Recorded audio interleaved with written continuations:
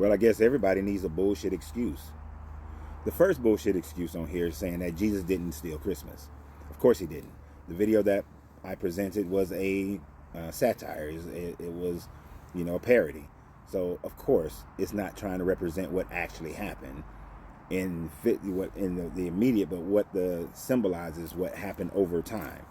And then the bigger scapegoat is sitting here saying that the Catholics did it, and besides, they're not Christians.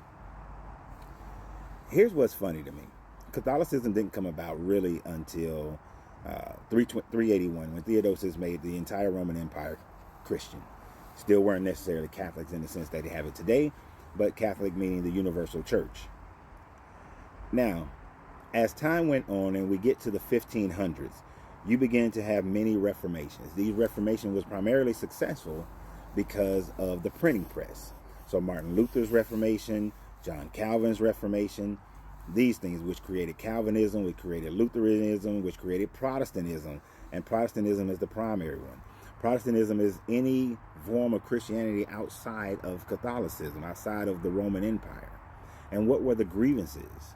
The primary three grievances was the fact that they wanted to change from the idea of the bureaucracy of the church, that the church controlled everything. They wanted to change from the idea that a person can only be saved by going through the priest, but everybody is a priest, and everybody's a priest and can go directly to God. So those are some of the primary things that the Protestant Reformation brought about. Now here's something that you will not accept. If you are any other form of Christianity that is not called Protestantism or Lutheranism or Calvinism, you came out of Protestantism. Your way of doctrine has come out of Protestantism. Oh yeah, and the Eucharist was another issue. But you came out of Protestantism. So if you're AME, Baptist, Methodist, and if now you're saying you're non-denominational and all these other different variations, where all of them track their history back to Protestantism and track their history back to Catholicism, you're still reading the same book with very few changes in the doctrine. Instead of the Eucharist being something where the blood and the body, the bread and the grape juice and the wine actually turns into the blood and the body, instead you're taking communion to symbolize consuming the fleshly body and the bloody blood. There's no big difference there. It's still the same thing. It's still human sacrifice and cannibalism, and you're just symbolizing it.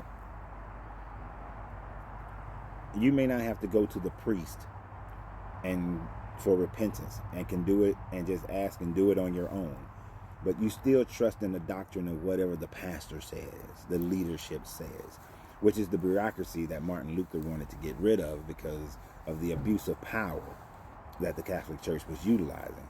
But as far as the book itself, and the other main thing was the Bible is the supreme authority and not the church. So this is what your venom towards the Catholic Church actually sounds like. You may not be familiar with the NBA, but I'm pretty sure you can understand what I'm saying. So the Charlotte Bobcats was a team that was created out of NBA expansion.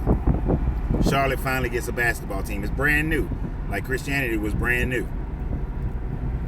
But over time, people in Charlotte didn't necessarily like the Charlotte Bobcats. So they moved this team from the arena that they was playing in and moved them to New Orleans. And they were the New Orleans Bobcats until they switched over the name and then became the New Orleans Pelicans.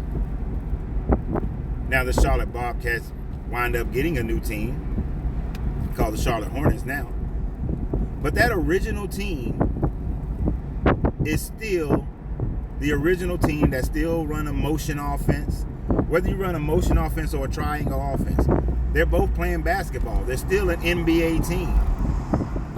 Christianity is still Christianity, whether you call it Catholicism or you call it Protestantism or Baptist or spiritualism or universalism or whatever you call it. You're pulling from the same book. you're, for the most part, teaching the same lessons, the same messages. So it's still Christianity. You may want to say that the Catholics aren't Christian, but the Catholic is just as Christian as you are Christian.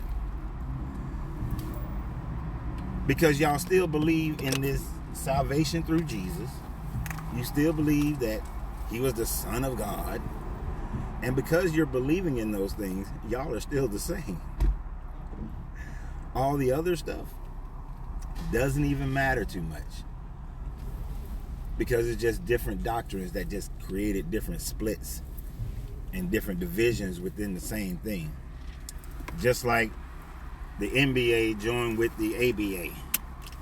The NFL joined with you got the AFC and the NFC. It's still the same thing. You're still playing football. You're still being a Christian. So no matter how would you try to say, oh, the Catholics ain't Christian, the Catholics this and that, you're reading the same Bible. All the edits that they made, you're still reading. All the ecumenical councils that happen to determine doctrine, to determine things like the Trinity, to determine the canonization, you still reading it. You're just interpreting certain things differently. Oh, do we sprinkle or do we submerge? That's what created the Baptists, the idea of submersion. That's the only thing that created them. So there ain't no difference, bro. But y'all have a great day. Remember always, you got to free yourself to be yourself because your greatness is non-negotiable. Good journey, good vibration.